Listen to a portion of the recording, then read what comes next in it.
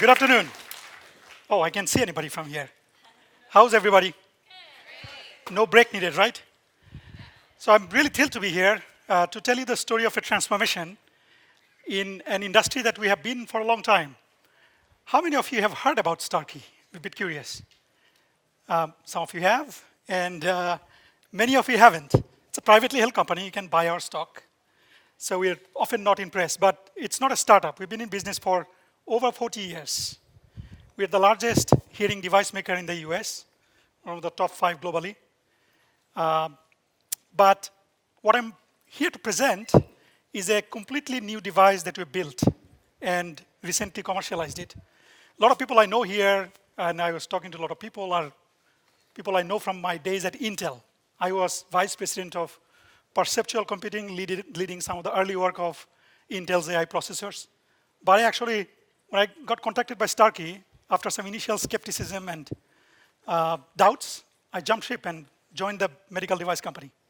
Because I saw the opportunity to take a device that works so well and helps so many people, but totally transform it with completely new technology that has not been used in this space. So that, I want to break this short 20 minutes into a few segments. It's going to be a bit of a dive into how your perceptual system works, to a bit of technology, and then I'm going to talk about the impact of this product and its features. Human perceptual system, comprising of our sensors and the cerebral cortex, is pretty amazing. But today I'm here to talk about the auditory system. A bit about your ear. We take it for granted. It's a pretty fascinating piece of sensor device. And then when you combine that with the auditory cortex, the two lobes on the two sides of the head, it's such an awesome sensor plus processor system that we engineers would die to make technologies that come somewhat close to the abilities of that system. So a bit about hearing. Helen Keller, who was both blind and deaf, said, blindness, when you don't see things, disconnects you from things. But when you're deaf, when you don't hear at all, it cuts you off from people. So let me just spend a couple of minutes on this. So this is a bit of a numbers here. I'm going to talk through this, just to let you know how amazing your system is and what degrades and how do we fix it. The x-axis on this is the range of frequencies of sound that the human hearing system has evolved to hear. You can see that it goes from 20 hertz. It's supposed to go, for a perfect normal hearing, to 20 kilohertz. So you can make sound, make noise, let the air molecules vibrate, anywhere from 20 hertz to 20 kilohertz, so very low frequencies, to high-pitched sound. And then look at the y-axis. That is the decibel level of sound pressure level. And let me just tell you those numbers. The barely audible sound is theoretically 20 micropascals. That's 20 micronewton per square meter. And then the sound that causes pain in your ear is 120 dB. That's 6 orders of magnitude, from barely audible to what starts to be painful. If you look at the power level, that's 12 orders of magnitude, 1,000,000 billion times going from barely audible to how much you can handle. There is no sensor system that engineers can design that works like that. I don't have the time to go through the intricacies of the middle ear and inner ear, but that gives you this amazing ability, but read up a paper or a book. You'll see, you'll not be able to forget this. One thing I want you to keep in mind from this slide, because I'm going to refer to this, is that light green island that you see right in the middle. That little thing is where the conversational speech lies. Like when you're talking to people, roughly, between 500 hertz to about 4 kilohertz, and then 40 dB to 60 dB. That's the range of sound level associated with normal conversational speech. Just remember that. Okay, now, let's look at a normal case of a sensory neural hearing loss. And many of us actually have hearing loss. How many of you either have a hearing loss or you know somebody who has hearing loss? Almost all of us. There's a good reason behind it. The statistics is people between 65 and 75 years, 1 in 4 of them, so 25% of them, have hearing loss. And then when you go over 75, which I hope all of us do, 1 in 2, So 50% of us will have hearing loss. And beyond 80, it's like everybody, right? So what you're seeing here is what is called an audiogram. You go in frequency x-axis, and then if you have perfectly normal hearing, you should be sensitive to anything less than 20 dB of sound. So y-axis is showing the decibel levels. You can see this gentleman here, the hearing drops off at higher frequencies. That's what happens when you age. Because of the degradation in the outer hair cells and inner hair cells, plus some degradation in the auditory cortex and the auditory system itself. You can see now, if you remember the last chart, conversational speech is between 40 to 60 hertz. And a lot of consonants that allow us to understand what you're saying is in the higher frequencies, like 2 kilohertz to 3 kilohertz. This gentleman won't understand anything you say without a hearing aid. So, and also to remember, the hearing loss is graded with severity. So the mild hearing loss is from 20 dB to 40 dB. And then you have what's called moderate hearing loss, 40 to 70 dB. You won't understand much of speech with the moderate hearing loss. And then 70 to 90 is severe. Beyond 90, you have profound hearing loss. Well, numbers. So I don't think numbers do it justice. So what I did here, got help from the Ear Science Institute in Australia. Kudos to them. Because what they've done is they've taken a piece of music and they have simulated hearing loss. So when I'm going to show you this 35 seconds of video, you'll start with a normal hearing, and then it will attenuate certain frequencies that are indicated by the level of mild hearing loss to moderate hearing loss to severe to profound hearing loss. Please listen to this music. I know I'm young, could be a little bit wiser, but I've had my fair share of love, and I've seen enough. So mild hearing loss. And fire back to normal. Eyes to know the cold will suffice. That's just moderate. Please don't underestimate me if you cannot tolerate my opinion. That's over 70 dB of hearing loss. For once in your life. That's profound. Over 90 dB. So next time your loved ones who are old, when they say, please, can you repeat it again? I hope that you will have a bit more patience. Because that's what they hear. They hear nothing. And almost all of us are going to have hearing loss. The numbers are staggering. According to World Health Organization, almost 500 million people today have what they call disabling hearing loss. That's over 40 dB. And because we all use Bluetooth headsets and we go to concerts and planes, 80 dB of sound there, the estimate is next year, that number is going to be almost 1 billion people, 900 million people that are going to have hearing loss. So with that, I want to now talk about the technology that we have built and started shipping it. We call it Livio AI, because we wanted to bring the most advanced miniaturized sensor technology and the most advanced machine learning and artificial intelligence into hearing augmentation devices for one purpose: make a multi-function device. I want to just spend a minute on this multi-function concept. Why do we bother? We looked at the device. Hearing aid market is about $10 billion. I showed you that more than almost 500 million people have hearing loss. Collectively, the industry last year sold 16 million devices. So if so many people have hearing loss, why so few buy them? And you hear things like, oh, they're costly. Well, in Europe, the hearing aid is completely subsidized by the government. And even there, the penetration is only 40%. My thesis is that we haven't made that product good enough or interesting enough or cool enough. So there are 3 things we wanted to do when we wanted to design this product. Number 1, use machine learning to make it a better hearing device. Give it so that it gives you a bit of a superhuman capability. Not just bring up your hearing a little bit, but makes you hear better than even normal hearing person. A device with machine learning should be able to constantly classify the acoustic environment and tailor the signal processing accordingly. Am I in a loud, noisy restaurant? Is there a garbage truck passing by? Am I listening to music? Am I having a conversation in a relatively quiet environment? We can We want to constantly classify those in the hearing aid itself and tailor the product. So we're not blindly just amplifying the sound.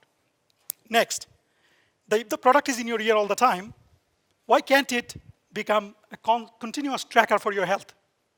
Physical activities, cognitive activities. I want to talk to you a little bit about that. Heart and cardiovascular activities. And can we use machine learning to detect health issues that are embedded in your voice? Because mom used to say, you sound sick. So how did mom tell I sound sick? Machine learning should be able to do that and better. You know, I always, I'm a big admirer for Apple. I told to Wired magazine when I was interviewing after this product that Steve Jobs and Apple team took a perfectly good cell phone market. It was perfectly good market. I used to get a phone for free or $50. And he totally disrupted the phones by making it a multi-function product. What do you do with your iPhone or your Android phones today? Do you only make phone calls? I don't even know when I made my last phone call, but I can't live without it. It's my camera, it's my GPS device, it's 20 things. Why? Because it's got sensors and it uses machine learning algorithms to make the device a lot more useful. Our opportunity is to turn the hearing aid into a continuous tracker and monitor for your health. Number 3, if it's in my ear, can it become my gateway to information? If Google's mission is to organize the world's information, I can become the conduit to that information for you. It should be in my ear, tell me at 8 p.m. that I need to take my medication. I should simply tap it and ask it a question and get the answer spoken into my ear. And guess what? If I'm talking to my home cleaner who speaks only Spanish, it should translate for me. Can that be done? So that was our question. So now, I want to talk through quickly the features that are built into this product. It's in the market now. Number 1, it's the best sounding and best performing hearing device Starkey has ever made, because we went on an overdrive mode with machine learning. So first of all, let me just admire the device a little bit. It's tiny product, it's tiny device. It's got a battery inside, rechargeable battery, that's 20% smaller than what's in AirPod. And it provides 6 times longer battery life. It's designed to last 24 hours. And it's discreetly designed. It's designed so that nobody will know you're wearing it. How many of you realized I'm actually using my hearing aids? So it's right here. That's the product. Right? It's so small. And almost 2/3 of that space is that battery, because I need to make sure it runs 24 hours, right? So I don't have to charge it before 24 hours. It's got a signal processor, processing unit that's running machine learning constantly. It's constantly recognizing what kind of acoustic environment I'm in and tailoring the signal processing. What else? It has Bluetooth radio built in, a custom version of it. And if I get a phone call, it streams straight to my hearing aid, right? And by the way, I don't have any hearing loss. I tested twice when I joined the company first, and then recently again, because it turns out I can't live without it. When I go to that noisy business meeting in a restaurant, I prefer to have my hearing aid on, even if I have normal hearing, because it's got 2 microphones here and 2 microphones there. It's got directional technologies, and it amplifies sound preferentially from in front of me and not the background that's around me. The signal to noise ratio, SNR, for speech for me is much better with this device than my normal hearing. And next, and this is the part that if you don't play with it, you won't know, there is such an awesome aspect to being able to raise the volume of the world. I mean, we all used to grabbing the remote control and raise the sound of the TV. I can raise the volume of you, right? So it's pretty amazing. And so here's what, I don't have a lot of time to dive into the technology, but the key to the sound quality and hearing was this AI and machine learning classifier, so low power, less than a milliwatt. We are able to constantly classify, is it transient noise environment, is it speech in loud noise, is it machine noise, quiet. Every 6 milliseconds we're classifying it. And then we have a signal processing engine that's constantly adapting to that environment and enabling you to understand speech better, along with the binaural signal processing and directionality. I mean, it's like we have NFMI radios, near field magnetic induction. So the wave can pass through the brain, and it doesn't get absorbed by your brain at all. It's not Bluetooth technology. So we can do binaural signal processing between the two. OK, so that was number 1. But here is all things new. That was never relevant to the hearing aid industry? Well, if it's such a great hearing aid, and if I pay so much for it, what else can it do for me? So number two, it's the first hearing aid ever that constantly tracks your physical and cognitive activity. So what is that? Simply, so the device comes with an app. Typically, most high-end hearing aids come with an app because it allows you to control the volume. Remember I said I can control the volume. There are other control functions here. But we have, for the first time, built-in sensors into the device. So it constantly not only classifying the acoustic and the sound, but it's also classifying my movement and physical activity. I don't need my Apple Watch or Fitbit. If I go to the body score, what's a body active score? It's constantly measuring my steps.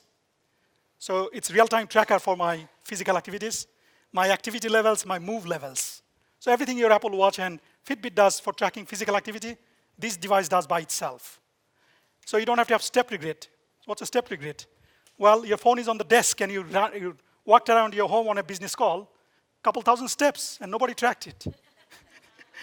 Now you don't have to. Your hearing aid can track it. Well, the next thing is, we get so wrapped up on 10,000 steps. You heard from the previous speakers, what's more important is besides the physical activity, which is great for you, what has been your cognitive activity? Your cognitive activity. In other words, have you been lonely and have you been sitting around all day in your room by yourself? Or have you been going about having conversations with people? Because we have machine learning classifier, we can measure that. So we actually gave you not only a physical score, we give you what you call a brain score. You know, my brain score today is 44 out of 100. I haven't done too much talking today yet. But it measures my engagement levels. How socially engaged have I been? So if my mom has hearing aids, I would be able to track how socially engaged is she, because loneliness is a bigger killer than stroke, right? It's bigger killer than stroke. So for the first time, you have a wearable device that not only can track your physical activity, but your cognitive activity as well. And also active listening. Have you been stuck in the same environment all day, or have you been in a diverse acoustic environment? So that's what that is about. We also have a version that's also in the market in a limited quantity that has optical sensors for heart rate monitoring too, right? Real-time heart rate monitoring. Imagine your hearing aid telling you suddenly, hey, your heart rate is elevated. You might want to see a doctor, something like that. Next, couple of quick things about, I don't think I need to convince you much, but I told you hearing aid market is $10 billion. The global market for wearable health tracking is a bigger market than hearing aids. That's like an $18 billion in 17, and it's expected to be $62 billion by 2023, right? A lot of people are buying devices for monitoring health. Because all these studies that show, Harvard Medical School, Johns Hopkins, that if you monitor your health, you actually tend to get healthier. It's what you measure, you improve on, right? So by having a hearing aid that will constantly track your physical and cognitive activity, you'll become more active. You'll say, why did I only get 60 on my brain score? Tomorrow I want to get 70. That's really good for your brain. Similar to, why did I only get 6,000 steps? Tomorrow I want to get 10,000 steps. You can also measure that, right? And here's the key part, benefits of social engagement. There's something called a loneliness epidemic, right? Because it turns out, a lot of studies that show, and this is from National Institute on Aging, people with less social engagement have 1/3 higher chances of dying. And that's because and it's directly related to hearing as well. If you have hearing loss, you don't understand people very well, you tend to withdraw. You don't go talk to people, you tend to stay away. And that kicks off a downward spiral because your cognitive activity goes down, your neurons tend to die, and then you hear less, and then you do more of that, so dementia, Alzheimer's, etc. So it's really important for us to encourage our loved ones, have them monitor their activities, and make sure they're not only physically, but also cognitively active. Number 3, I'm going to share with you 4 things, so I'm at number 3 now. This one was serendipity. As I pushed my team to develop machine learning algorithms with embedded sensors to classify physical activity, we could tell with very high accuracy, higher accuracy than wristwatches, whether we are walking or running or sitting down. We ask ourselves, can we tell if we fell?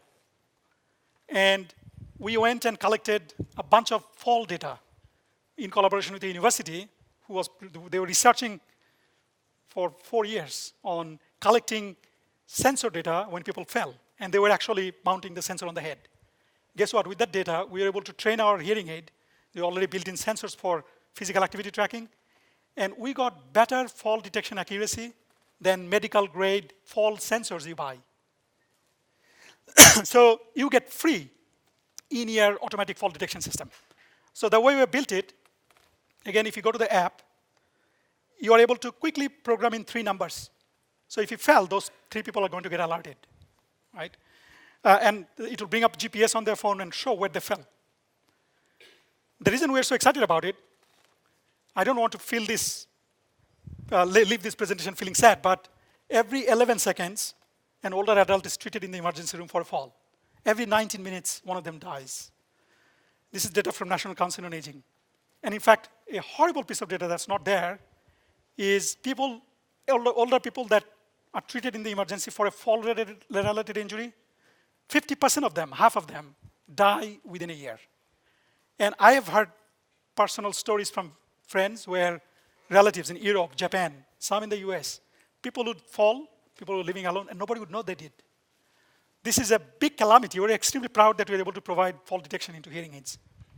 And other thing is, it's directly related to hearing loss. People with mild hearing loss are 3 times more likely to fall because the vestibular balance sensors, those hair cells there, are the same construct as the ones you have in your cochlea for hearing sound sensors. So when you have sensory neural hearing loss and degradation in those sensors, you have higher chances of falling down too. And for every 10 dB additional loss, you have 1.4 times higher chances of falling. So this is really critical to us. The last piece of thing that it will sound like gimmick, but the most popular feature of this product. This product is a gateway to information because it translates for you 27 languages. It does voice-to-text transcription. So if you're struggling to understand what somebody's saying, you can switch on the transcription function. It will transcribe the sound into text. And the last but not the least, it makes me the smartest person in the room because I can just tap my ear and ask, who's the president of India? You think that's a dumb question, everybody knows. I didn't know, by the way, before I actually did a demo. Did you know it's Ramnath Kovind? Everybody thinks Mr. Modi, right? But he's the prime minister. I didn't know that India's president is Ramnath Kovind. Anyway, so the idea is we are connected to the cloud. So this device brings your voice searches answers. There is a billion voice searches happening every day. And this is a personal conduit for you to the world of information. And we have built-in functions that allows you to quietly sit down in your living room, give it instruction, and say, I need to take my medicine. Let's say I have high cholesterol. I need to take Lipitor at 8 p.m. Your hearing aid will remind you at 8 p.m.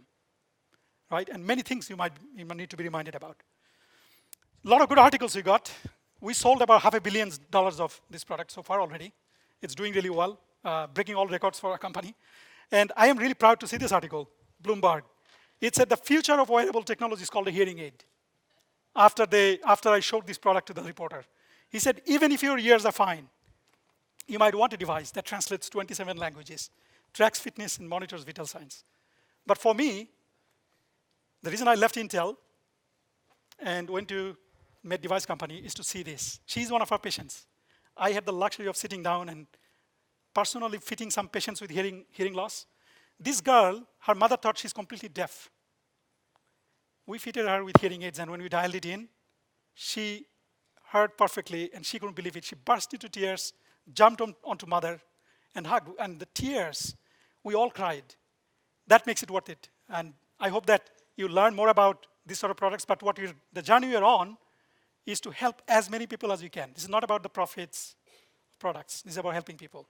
Thank you.